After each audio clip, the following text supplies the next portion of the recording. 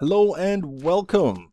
I am Enigmius, and this is episode 11 of the Ultimate Feed the Beast Reloaded. Today, doing a little bit of updating, and then a build out of nowhere just came to me on a spur of a moment, and I ran with it. We're going to take a look at that. But first, the last episode we did some farming. I wasn't particularly pleased with how things worked out. I thought that we were spending a lot of time setting things up and not getting very much out of them, so I made some changes, one of which is evident directly in front of us here. This is my Steve's Carts forest farm, tree farm. Used to be birch. You can actually see some remnants, some little birch saplings still hanging around that have yet to be replaced with oak, which you can see in abundance here. I think the fact that the oak tends to grow larger and we get like these really crazy super oaks has kind of overwhelmed the cart. I think it's either full up on apples or saplings, so then it cycles back around, drops them off at the cargo manager right here, and then by the time it gets very far into it, it's full again. It never really gets all the way around. I'm not sure. I'm probably going to end up dividing this into several different routes and adding more carts rather than trying to add more carts onto the same route, because then they usually just end up doing strange things to one another's butts, and I don't want to be a part of that.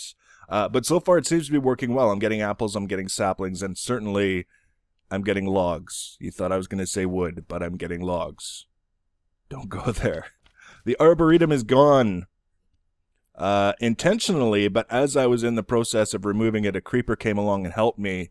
He made sure to destroy the logger, the most expensive piece in the whole collection. To be honest, I didn't really care because it was getting pulled out of service, and I don't really expect, with access to the Steve's Carts logging capability, I don't expect to ever be using an arboretum for anything ever again. I've left the peat bog. You can see it's not doing anything right now. Everything has been converted to dirt, and I think an Enderman has taken a little piece of the action over in the back here. I've left it here because all I really need to do to fire this up anytime I want is to bring some sand down and put it into a chest, which is connected to a Zycraft fabricator that will automatically make bog earth. And then I can just send it up here, and it will go. It will convert all this dirt to bog earth. It will start producing peat. The peat will go down, get burnt in the engines. The engines will produce ash. And then I can use the ash with the appetite that I'm going to have anyways, because I'm running quarries, and make fertilizer as a backup catalyst in case the apples aren't keeping up. So very low maintenance in that sense. I wanted to avoid pulverizing cobblestone to make sand, but for the amount of effort it takes to get sand any other way, it's just, yeah, we're gonna roll with the pulverizing cobblestone. We'll get that. I was gonna take you down below and show you some of the changes that I've made. Really, what it amounts to, I've added a second steam tank that's full. I've added a squeezer that's, squeezing apples, making apple juice and mulch, which will be the catalyst for our biofuel, and that's about it. Our biofuel, or our biomass tank, is actually just over 10,000 buckets, and I don't feel that I've even set up the system the way I want it yet. I've just sort of got it set up in a way that works while I'm tinkering with things. So the fact that it's 2/3 of the way to full, just while I'm tinkering, is an indication that I don't really need to put a lot of priority on that system right now. The only thing I really want to put a little bit of emphasis on is getting a still in place and start converting that biomass into biofuel. I can do that pretty much whenever I want. So that brings us to the next project, which is something that just kind of came to me, and I took a whole bunch of time-lapse footage of the build up to where it is now, so I'll describe what it is and where we're going with it while you watch it. So here we are, the Testificate mega build. We're just doing a cobblestone platform right now, and everything will be built on top of that. I'm doing it a few blocks above ground because it's actually quicker and easier to do it this way than it is to level the ground, plug the holes, the water and the stuff and the things, and then put cobblestone over it anyways, because I don't like doing floors out of any other material except for stone or something that can survive most of a creeper explosion. And then night comes, and the skeletons start shooting me in the face, which causes me to bounce around. You can see I've got arrows sticking out of me. Not very pleasant experience. This is when I start thinking about weaponizing my entire facility. But eventually, we get it done. Now, the reason I'm building this is because I want ender pearls. Cut to the chase, cut out the middlemen, because there are several. I was actually building a modular power suits chest piece, and I wanted to add, I think it was the jetpack, and it needed something like 16 ender pearls to make, which is not an unreasonable price, because it's another piece of armor that allows you to fly. But the one thing that kind of bothered me about it is that I don't really like farming for that many ender pearls the way that I'm currently able to farm for them, which is waiting until nighttime, flying around the surface, finding the endermen, attacking them, hoping they don't teleport away too often, because half the time they don't even drop a pearl anyways. It's just slow. Like on a good night I can come away with 3 or 4 ender pearls. On a not so good night it's 1 or 2. Multiply that until you get 16 ender pearls. I would rather be able to focus on the things that I want to focus on and not, I gotta stop doing this because it's turning nighttime again and I have to go farm endermen. I've been doing a lot of that and I'm done. So what we need to do is be able to get to the end and set up a portal so we can go back whenever we want. To do that, we need to get ourselves set up with some Mistcraft shenanigans, because I would like our hub Mistcraft world to be something that we can do more in than just set up portals. And then we can find a fortress, get to the end, kill the dragon, and all of the endermen will be ours. That's... Now, obviously with the changes to Mistcraft, that means I need a Testificate who sells Mistcraft pages, and I found one earlier on when I was first exploring this world, and I haven't been able to find him since. I don't know if he died, or if he was in a village that I forgot to mark. I really don't know, which was kind of silly of me, but I still wouldn't want to have to fly around, especially even just trying to get emeralds is like loading up my bags with stuff I'm hoping that they want, and then I go to the village and I'm like, yeah, the one guy who always wants paper, he's there, but this guy wants steak. I'm not giving you steak. So I would rather bring the Testificates to me, and then I don't have to worry about where they are, what they want, because I'm not so far away from my base and my facilities that I feel like I wasted this relatively long trip just to get out to them and find out that I can't do anything. So I did my homework to an extent. I read up on apparently how to set up a village that you make so that you can bring Testificates there however you want to do it. I'll be doing it with a portal gun. We're going to do some alien abductions and have it so that they can breed and thrive and do the things they need to do in order to survive. There will be zombie sieges no matter how well it's lit. So one of my defenses against that is just not coming over here at nighttime, because the chunks will unload if I stay in my facility, which keeps them safe.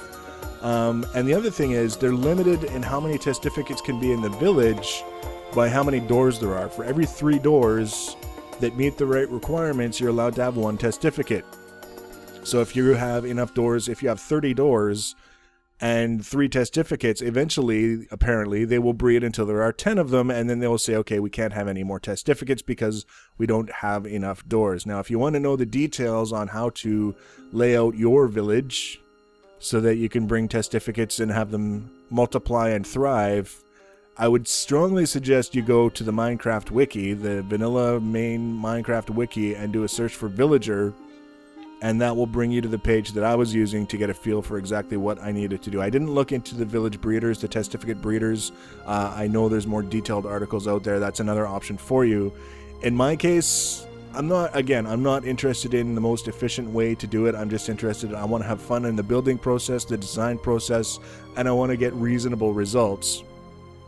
So you can see here, I'm actually using wood, which is something that I do not build with. Again, following the theme of doing it different, even if it's not necessarily what I like or the best. And it's not bad, but mainly I don't have a specific design in mind, like a concrete design. I'm just kind of going with some general ideas and then messing around. You can see I'll put things in place and then remove them and then put them back and then move them somewhere else. Trying to get a feel for exactly how I want to lay out this whole shenanigan so that it'll work for the prescribed purpose without looking like ass. I don't, at this point, as far as I've done, I don't think I've succeeded in the don't make it look like ass category, but we're getting there. It's a work in progress. You can see I'm kind of compartmentalizing the floor plan, kind of deciding how I'm going to lay things out so that, again, I'm just looking to get as many doors in here as possible, but I could have done it in like little tiny cubbies where each testificate has like a 2x3 box or something to live in, and I just can't. I know it's not real. I know they're not alive, but I can't. It's got to be reasonable, at least. It's got to be at least as big as my first university dorm room. And if it's not, then there's something seriously wrong. So now I'm doing the knockouts for the doors, which is probably, ironically, the most important part of the entire structure. You notice I'm putting a lot of doors in certain areas, especially the inner corner rooms. There's just riddled with doors, and then we're going to have an open courtyard because apparently testificates like when a lot of doors sort of open into the same central area. It's just what I read. And then we'll do some doors on the outside ledges as well. And this is where I misread a little bit about the spacing and how many blocks outside versus how many inside determines whether or not the door qualifies as a proper village door, which is no big deal. It just kind of slowed down the design process. At this point, the fact that I'm adding more rows is the indication that I'm satisfied with what I've got based on what I know. I'll try and get down there and start making it look like buildings instead of just a big slab with rows and rows of wood on it. Now I'm using the birch logs here, aiming for a little bit of contrast, a little bit of detail. I don't think it looks horrible. I would like to do a lot with awnings and things that extend out past the doors, which apparently is not necessarily a bad idea. But I just kind of have to be careful that in the process of doing that, I don't make it so that the doors no longer qualify as valid doors, and thus restrict how many testificates can spawn in the village. That's the goal. As many as I can get in there spawning is what I want, because that increases the odds that the things I have in abundance will be something they want to trade for emeralds, and hopefully multiple Mistcraft testificates, I'm hoping. But the other thing that this whole structure is being designed from the beginning to accommodate is multiple levels. So whatever I'm building now, I want to be able to duplicate up as far as I feel like taking it. So that's why it's a little bit on the simplistic side, especially at the ground level for now, is because my main focus is just getting the important details in place. Once it's all done, probably by the next episode, we'll start the abductions. I still have to do walkways and things of that nature. The creepers and the skeletons are chasing him around. Again, weaponizing. And I'm just thinking to myself, I can't, because the testificates might get in the crossfire, and yeah. We'll do something. Mostly making sure that it's well lit, I think, is the first thing that I have to be focusing on right now. There's no lighting up here on this level except for the inverted zicordite lights in the floor, which are mostly encased in the buildings now. So the pathways are just open season for monsters to spawn at night. And then the creepers especially spawn and then they go hide in the buildings. Yeah, assholes. That's what they do. But we're almost done. We've got 3 of the first level, I don't even know what to call them, dormitories are complete. We haven't done any aesthetic detailing, just getting all the roofs on, lights in, and now I have to stop and think about, okay, now are these really going to be valid doors once I put doors in? The answer was no. They're not valid doors. So I'm using these pillars that are sort of like lampposts with the purple lamps. Note the purple, that's also one of my themes lately for some reason. And those are actually serving the purpose of limiting the outside blocks from the doors so that the doors are counted as valid breeding doors. Something. It's the best way I know that's a very, very poor description, but it gives you an idea, and I would really love to replace those logs under the lamps with something else. We'll see how it goes once we get the testificates in here, and then it's because we don't want them walking off the platform, we have to fence them in. It's not a prison thing, it's a safety thing. So here we are. This is as far as I've got it completed up to this point, which is not very complete at all. This is just the beginnings. I could start using the portal gun to send testificates here now, and I think once I added the doors, it would be a functional place for them to hang out. I would rather get a little bit more done. I want to put walkways around. Like you can see I've started a second floor here, but there's no actual walkway outside the doors. So what I want to do is I want to actually extend walkways so that each floor is an entire sort of floor with glass blocks in certain key locations, so that everything gets recognized, the doors gets recognized as they're supposed to, and then I can basically expand this as high as the game will allow. I can have like a skyscraper for Testificates if I really wanted to put in the time and effort. Really, all I want is, like I do with everything else in my facilities, I want to be able to come here with bags full of meat and paper and wheat and bread and all the other things that Testificates like, and walk away with a few stacks of emeralds and some Mistcraft pages. That's all I'm doing. And in order to do that, I need more space than you find in a common village. I think with the way things are set up already with all the doors, that I probably have that, but the only way to find out for sure is to finish the first floor and get everything set up for them, get the doors in, get the portal gun out, go do some alien abductions, and then observe for a while and see what happens. Hopefully they don't all get wiped out by zombies, because that would just make me really, really sad. So the next episode, we're going to do a little bit more work on this, and we're going to do a little bit more work on our underground Minecraft Jewels mega facility. I think we're reaching the capacity now where we can start calling it a mega facility, trying to keep things a little bit diverse, because it helps me stay motivated to keep playing, and also I think makes things a little bit more interesting for you guys if I'm not always just focused on the same tedious plotting thing. Leave your comments below if you like this series and you want to be notified when I add more videos to it. The easiest way to do that is to subscribe to my channel. Thanks for watching, guys, and take care.